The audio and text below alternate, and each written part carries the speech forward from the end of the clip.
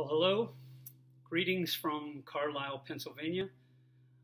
I'm Chaplain John Laing, Senior Army Chaplain for the Texas Army National Guard. I want to thank you all for coming to this training and sacrificing an extra weekend to come out. I hope it's going to be a productive time, and I'm very sorry I can't be there with you, but my requirements here at the War College prevented me from traveling there at this time.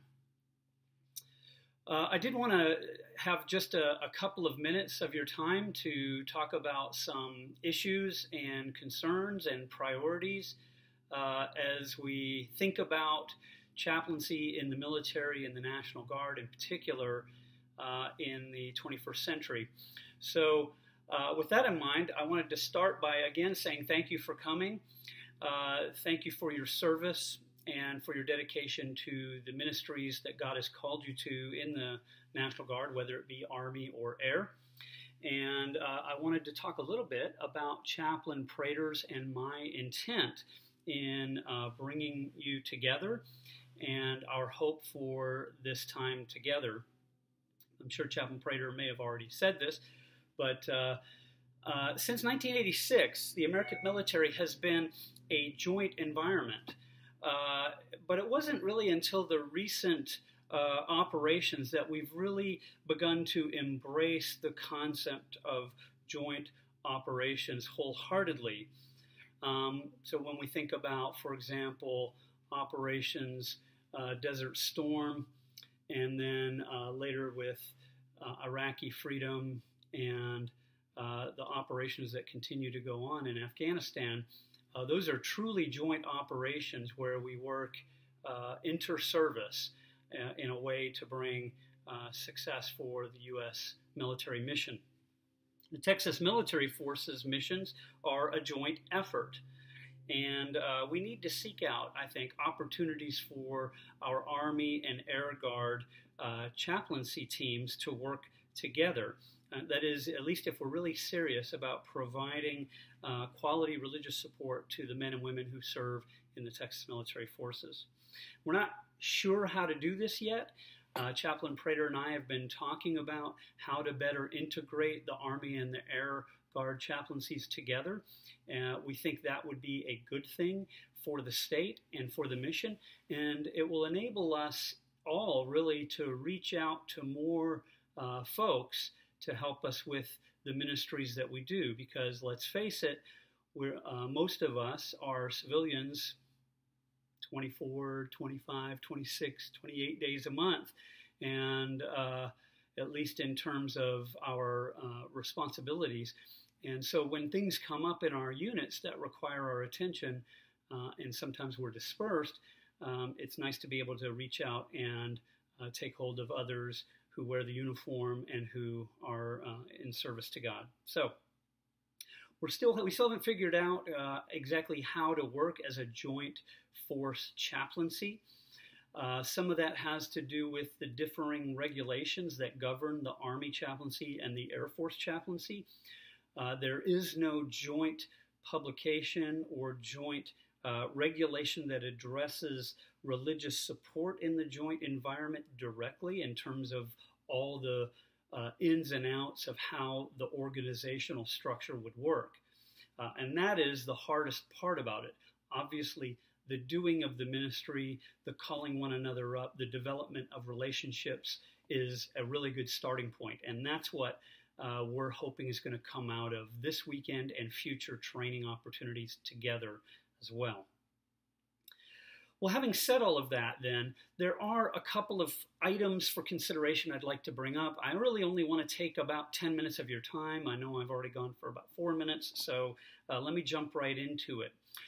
First, number one, I'd like to address the Army Chief of Chaplains campaign plan. You'll probably be hearing more about this either this weekend from primarily Chaplain Wallace, I would guess, but also from me in the coming months and years as we go forward here in the Texas Army National Guard.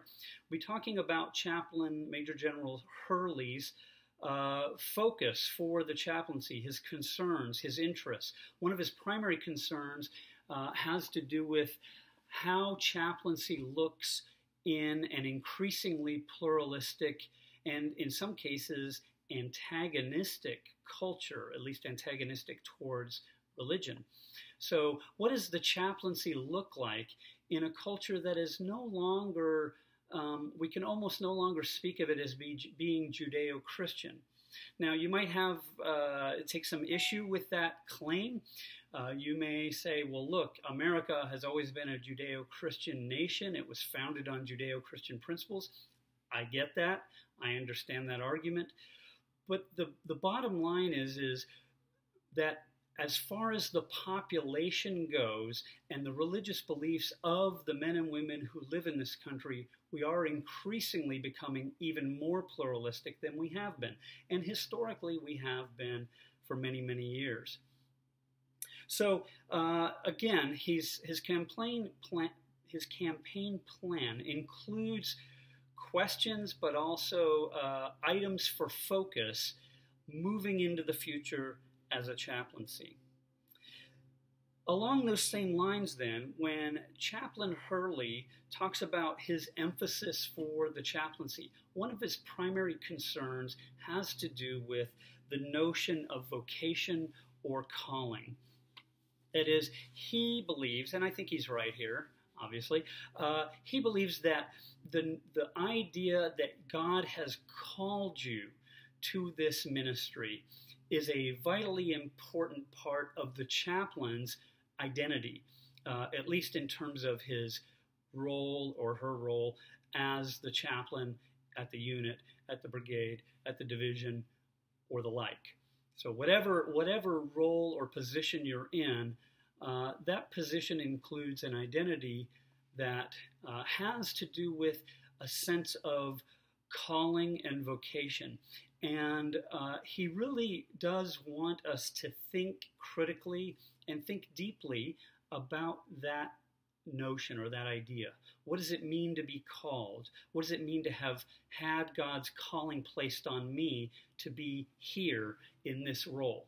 And for us in the National Guard, I think that is even more, let's say, I don't want to say relevant, but it's even more of concern with regard to our role in the military, because God has also called us to other roles as well. And I mean professionally, in ministry or outside of ministry. And so when we think about our role in this part-time ministry, how does that help shape who we are and what we're doing? So these are things that he wants us to think about.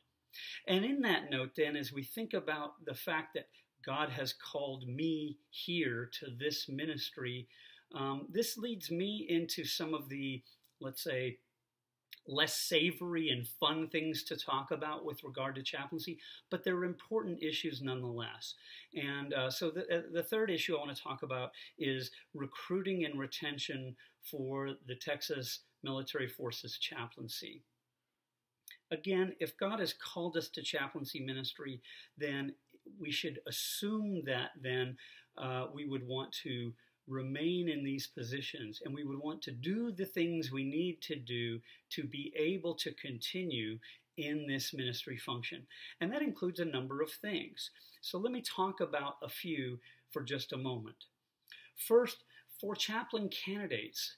Many of you are candidates, and we're going to have new candidates coming in all the time. Here in Texas, we're a large chaplaincy force, and we are always bringing seminary students in as chaplain candidates.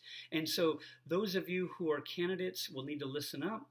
Those who are chaplains need to listen as well, because you are the ones providing supervision to those candidates, especially those at the battalion level, but also the brigade level. You're going to be giving advice to those battalion chaplains in terms of how they can mentor those candidates.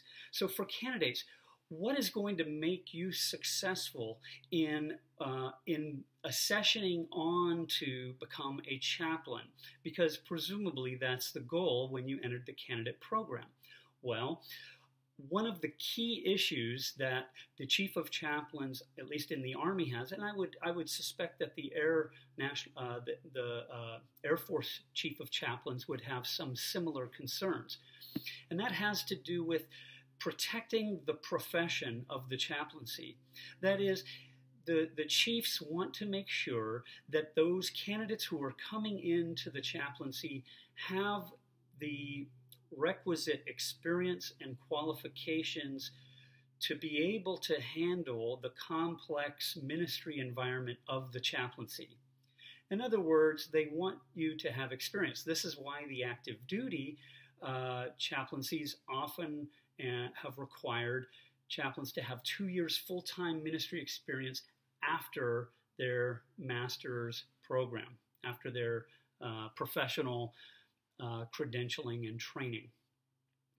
Well, in the National Guard and the Reserves, we often don't have that same requirement, although there is talk of requiring that at the highest levels in the Pentagon even now. So just be aware that that conversation is taking place. At this point, what that means for us is you candidates, especially if you're not working in an official church position, you need to have your church give you a title to say that you are doing more than just being a layperson in your church, that you have taken on responsibility, that your church recognizes God's call on your life, more than just recommending you for endorsement, more than just even ordaining you, but taking it one step further and giving you an official position. It can be volunteer, it can be paid. It doesn't have to be paid. But what matters is when we do the senior chaplain interview, when we do the write-up, that we can say that you have an official position, you're functioning in an official ministry capacity in your local congregation or in a parachurch ministry. That adds a lot of credibility, because what it says is your church sees you as something a little bit more than just a Sunday school teacher. Do you understand? It's good to be a Sunday school teacher, but what we're looking for is another step up and a recognition by your church that you're doing that kind of ministry. That tells the whole story of who you are and the experience you bring to the table when the decision is being made whether to bring you on as a full chaplain or not. So let's do that. Let's focus on that. You got to talk to your pastors about that, perhaps, or your area supervisor or your bishop, depending on your denomination. Whatever the level is for granting those kinds of positions or approving them, you'll want to begin to do that. That will make our job, Chaplain Prater's and my job, much easier in bringing you into the chaplaincy, because we can justify that you are a professional and that you're well qualified to put the cross on and become a colleague of ours at the chaplaincy level. So that's that. For those who are supervising, make sure you help the candidates understand how to be successful, how to do these things, how to get their packet together in a way that tells the full story of who they are, of what they're bringing to the table, so that we can accession them on, because it's not automatic. Okay, so we want you to be successful. These are some of the things we need to focus on and talk about. Here in Texas, on both the Army and the Air side, we're a pretty young corps. We have a lot of folks in positions at the lower end of their career, me included. And so this is a good thing. We have lots of room for development, lots of room for growth.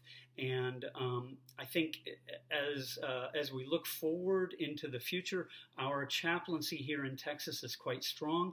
But as we're promoting up, in those of you who are senior captains, as you move into being junior majors or move into the major positions and get promoted to major, we need to fill those positions at the next level down. So we're really counting on you all to tell the story, to do the recruiting, because we need that. Now, I want to talk a minute about retention. Retention, we want to keep you in the chaplaincy as well. Presumably, if God has called you to it, you want to stay in as well, as long as you can, or at least as long as you believe God has called you to this ministry. But to do so requires that there are certain things that we have to do in order to be able to remain in the chaplaincy. We can't just become a chaplain at the captain level and just stay there. Okay, you can't do that indefinitely. The system is set up so that we have to progress up. But in order to progress up, you have to do certain things. So let me talk about a couple of items, and just very quickly. These are kind of boring. We don't like them. It's not the heart of ministry, but it is still part of being successful in military chaplaincy and within the world that we work in here. Okay, number one is paperwork. You got to do the paperwork. I hate paperwork. I don't like it. I don't like doing it. It's cumbersome. It takes a lot of time. It takes away from the other things that we want to be doing, being with the soldiers, doing the ministry, and the like, the direct ministry. But it is important anyway. So what kind of paperwork are we talking about? And there are two I really want to emphasize here. Number one, the OER or the fitness report. So whatever you call it in the Air Force, I think it's OPR or something like that. You want to do those well. You want to focus on them. You want to keep track of what you've done over the year. At the end, my recommendation, at the end of drill, write out what you did that month. I haven't always done that, and sometimes I've had to, at the end of a year, at the end of a rating period, I'm throwing together my list of accomplishments, and I'm trying to recall, what did I do, which month was that, and so forth. Try and keep up with it each month. Write it out at the end of drill. Take 15 minutes and just write down in bullet format what you did that weekend, and try and think about what you did in the interim between last drill and this weekend as well, because you probably did some counseling or some other work. So do your OERs, keep track of what you've done. Make sure you do your OERs in a timely fashion. Don't let it go 4 months after the end of your rating period, and then you're rushing to throw it together because your commander is getting dinged by the next level up commander for not having all these delinquent OERs or OPRs. Okay, make sure that you do it in a timely fashion. In other words, as soon as your rating period is over, start getting your support form in and initiating that OER in the system. Okay. In addition, make sure you have a chaplain in your rating scheme. I have written an entire memo on this. You can bring it to your command. I know a lot of times we wait till the last minute to throw our OER together, and now we're trying to get an intermediate rater in there, the brigade chaplain, and he might not be available right then. It's better to wait a month, go an extra month longer on getting the OER done and having that chaplain in the rating scheme. Believe me, it makes a difference when you're going before a board, whether it's a retention board, whether it's a ranking board, or whether it's a promotion board. All of those look at at least the chaplains on the board are going to look and see if you have a chaplain in your rating scheme. If you consistently don't have a chaplain there, and I think I'm speaking more to the Army than the Air Force because I think you're rated by your senior chaplain. But if you don't have a chaplain in your rating scheme, it looks fishy. It looks like you're not communicating with your technical chain. And if you're not doing that, you're not going to be successful. Okay? So you need to do that. You need to make sure you do it. You need to make sure your command and your S1 shop or your or G1, whoever, understands that a chaplain needs to be in your rating chain, if at all possible. Sometimes, occasionally, it can't happen, but that's very rare. If I'm in your rating scheme, I will do it even while I'm here at Carlisle Barracks. Even though I'm assigned here, I will still write up your intermediate rater comments. So let's make sure we do that, okay? Third is make sure your OERs are accurate, right? Before you sign it, you're the last person to sign it. Make sure everything's right. Make sure you're happy with it. If you're not happy with something, feel free to go and talk to your rater about it. If you don't feel comfortable doing that, maybe talk with your intermediate rater, who can then talk to your rater. Okay, that's what we're here for. So, or part of what we're here for is to help you out. Okay. The second kind of paperwork I wanted to talk about is the ministry reports. At the end of the drill weekend, at the end of the month, everybody should be filling out a ministry report and should be sending it up to the next level. So that at the state level, we should have a good, accurate picture of what has been going on in the Texas Military Forces chaplaincy for the last month. And we can say how many worship services have been done, how many soldiers have been ministered to in counseling, how many marriages were conducted, how many, it goes on and on. But if we don't get good reporting, then we're not able to tell the story of the chaplaincy. And it's important to do so for a couple of reasons. Number one, telling the story of the chaplaincy in one way is a form of evangelism. It gives us an opportunity to say what kind of ministry is being done, how God is working in the Texas Military Forces and in the lives of the men and women who serve in the Texas Military Forces. We can say that to the commanders at the highest levels. It helps us tell that story and share that good news, okay, about what God is doing. Secondly, it gives the chaplaincy visibility. Okay, it's hard sometimes for chaplains to get up there, except maybe to do the ceremonial prayer. And that's a good thing, by the way. Ceremonial prayers are an important ministry function. But it gives us visibility at the command level. And that can also mean funds. And I know money's not everything. I'm not a televangelist. But hey, let's say this. The money enables us to do better training, like what we're doing this weekend. The more we can tell what we're doing, the more funding we can get, and the better our training and resources will be. So please make sure you send that up. I want to be able to say what the Texas Military Forces Chaplaincy is doing. It also, if you fill out these ministry reports, that is going to feed right into your OERs when you talk about accomplishments, because it'll already be, a lot of it will already be written into those reports. And it enables your intermediate rater, who's in your rating chain, to say what he has been supervising or she has been supervising at the brigade level, and so forth and so on. So you're helping out your supervisor, you're helping out yourself. Apologize for the mowing. Second, retention also includes not only paperwork, but it includes qualifications and professional development. I'm not going to belabor this too much. Probably you're going to hear Chaplain Wallace talk about this. You're probably going to hear Chaplain Prater talk about this. Maybe other brigade chaplains will talk about this. You got to do your professional development. What we mean here is, primarily anyway, you have to get the schools in. We cannot promote you. We can't even put your name forward for the next level position for consideration by the Key Development Assignment Board, which is the generals in the state. We can't even put your name before them for a position if you don't have the school qualification. You have to get your schools done. That is why I am not there this weekend. I'm getting my school done so that I am ready for the next position. Doesn't mean I'm going to get it. Doesn't mean it's a guarantee, but it makes me educationally qualified for the next position.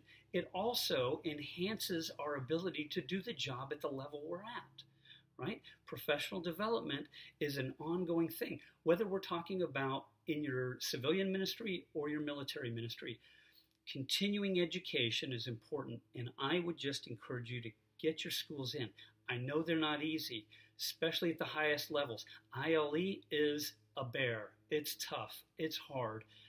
If you can work it out where you can do it on drill or some at AT and knock some of it out, good for you. If you get deployed, do it while you're there, right? Or mobilized.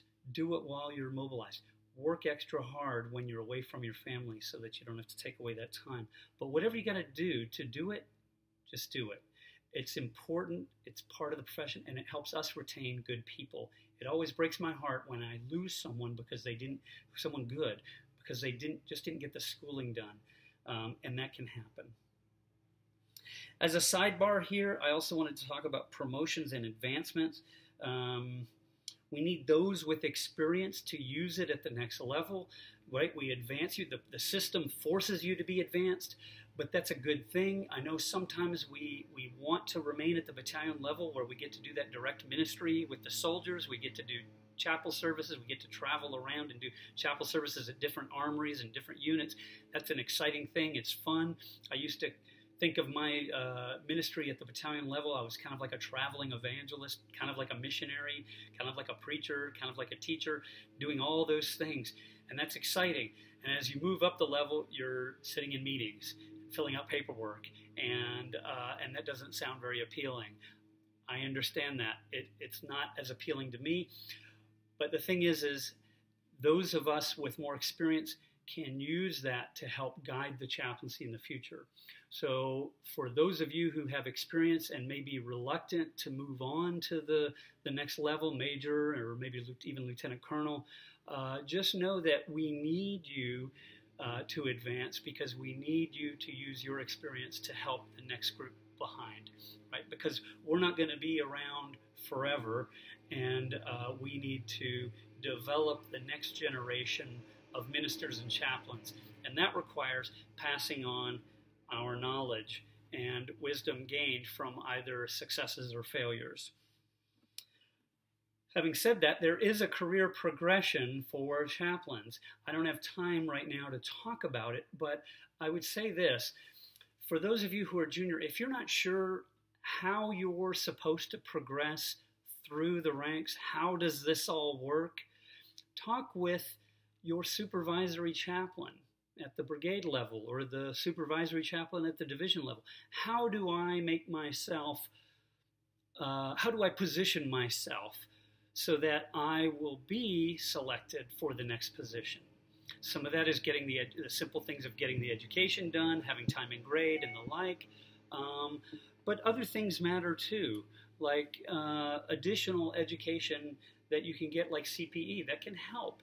I'm not saying it's make or break, but it can help. And there are lots of things we can do to make ourselves more attractive when we go before a promotion board.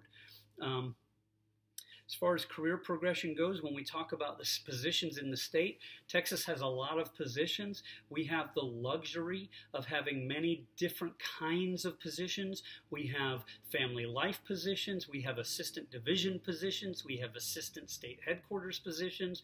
We have senior army position. We have brigade positions. We have group positions, which are like brigade positions, but not quite the same thing.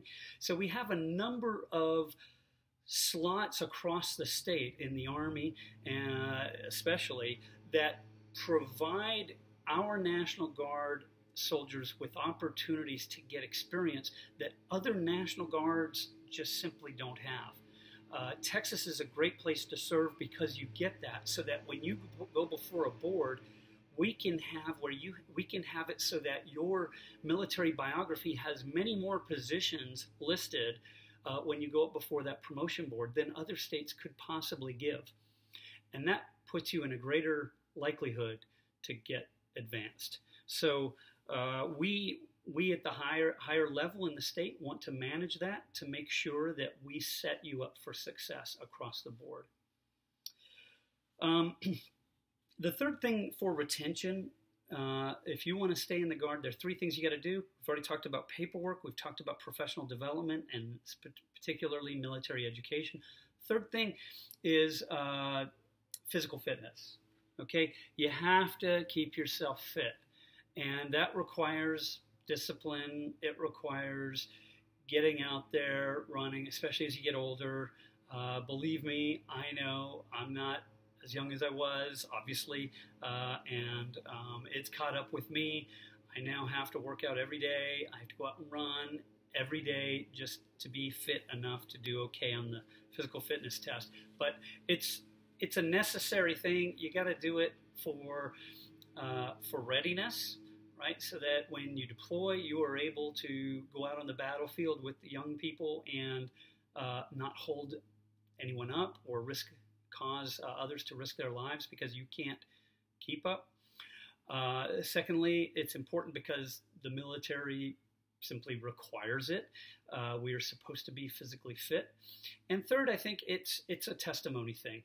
And here's where, I think the chaplaincy has in the past had something of a black eye, because the chaplain, sort of gets a pass for being ate up or messed up, walk around with a messed up uniform, berets all jacked up, or, they got their thing all hanging out and looking silly. That is all gone by the wayside. We are not that way anymore.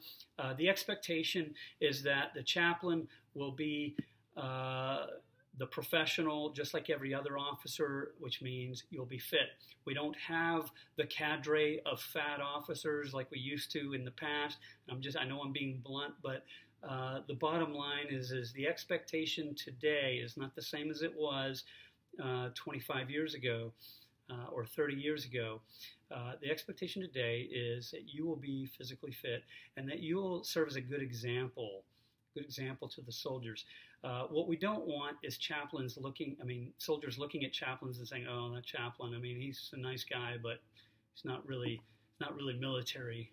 It's not really military quality. He doesn't really understand the military, or she doesn't understand the military, because clearly out of shape, clearly unable to keep up, and we don't want that to be our story. Instead, we want the soldiers to look at us and say, hey, the chaplain goes right out there with us. Chaplain does the road marches. Chaplain is in shape. Chaplain sets the standard. That, I think, it really does add credibility to your ministry if you do that. And again, chaplains are older than many people at the same rank, which means we have to work a little bit harder in that area. So I just want to say that. The last thing I wanted to talk about, and I really won't talk about this much at all, but I have a few comments, is the changing role and mission of the National Guard. And here what I have in mind is defense support of civil authorities. And in one sense, right, this is nothing new, as the National Guard has always been involved in disaster response. Disaster response has always been a mission part of our role of the National Guard. But the wars of today are not like the wars of yesteryear. Call it whatever you want, war on terror, asymmetrical battlefield, or the like. But the point is that the National Guard has an increased role in responding to events that stand on that line between law enforcement and prosecution of war. And I believe the chaplaincy has a significant work in this arena, in caring for those adversely affected and by terror events, and in coordinating with relief organizations. I mean, we're still figuring a lot of this out. We're still trying to figure out, how does, in the event of a terror attack, for example, how do all the different governmental organizations interact with one another? There are courses you can take online from Joint Knowledge Online on these issues. I would encourage all of you, especially those at the battalion and brigade level, to do them. Those at the higher levels should have already done so. But in covering the logistical aspects of how the organizations interact and relate with one another. In some ways, though, even though there's guidance on that, they're still trying to figure some of it out, because sometimes it's unclear if the response is a military operation, a law enforcement operation, a relief operation, and sometimes there's interaction between all three. So I believe the chaplaincy, perhaps more than any other group in the U.S. military, will have to figure out how to work in that gray area between caring for the injured, especially if we as National Guard chaplains are ministers in the civilian community that was affected, right? Because now you're the pastor of these people, but you're also there in your uniform as the chaplain to the soldiers who are responding, who are perhaps providing relief, or who are perhaps providing security operations. So we have to figure out that gray area between taking care of those who are adversely affected and focusing on the needs of the men and women in uniform responding to the event. All of this is to say that we have a more complex mission today, and we need to be the seasoned professionals that I know we all are. Okay, my encouragement to you is to continue to refine your skills and your understandings in this area, because it's one that's going to, I think, just gain in importance and in visibility at both the state and national level. I hope your training here these 2 days is productive. I want to say hello to General Chaplain Gretz and also to Chaplain Brandt. Thank you, gentlemen, for being there with the Texas Military Forces. We greatly appreciate your support and your work and the guidance that you can give to all of us. I also want to say thank you to Chaplain Chisholm. I know he's not able, or was not able to be there this weekend, but we appreciate you as the assistant to the Air Force Chief as well, and your ministry in Texas. God bless all of you, and I pray that you all will continue to have productive ministries. I look forward to visiting with you all when I get back next year. And until then, God bless and take care.